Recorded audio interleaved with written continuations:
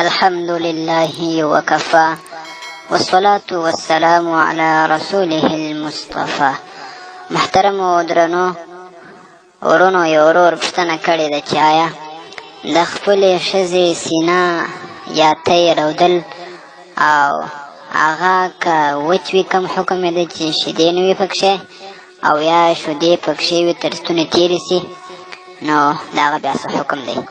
محترم وروره د اولې پوښتنې ځواب مو دا دی چې که د جماع او اختلاط په وخت کې یو سړی د خپلې ښځې تی وروي په داسې حال کې چې د شیدو د نشتوالي د ده سره پوره یقین وي چې شیدې نشته نو صرف د تی رودل جایز دی او په نکاح کې کوم خلل نه راځي.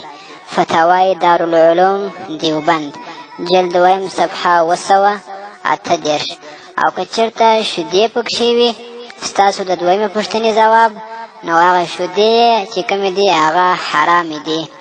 درر الحکام شرح غرر الاحکام رخی په جلد اول صفحه 356 کې دا شان شرح التنویر جلد اول صفحه 212 کې راخي چې والانتفاع به بغیر ضرورت حرام. دغه شیدې چې کومې دي هغه حرام دي ولې چې دا د وړوکي ماشوم دپاره چې کومې دي هغه د ماشوم یو عضو یو اندام جوړوي نو په دې اساس باندې دا شیدې چې په سینه کې وي هغه تر ستوني تېرول حرام دي. والسلام علیکم ورحمت الله وبرکاته. ګرانو دوستانو د دغسې معلوماتي ویډیوګانو لپاره زموږ چینل در سره سبسکرایب کړئ. مننه.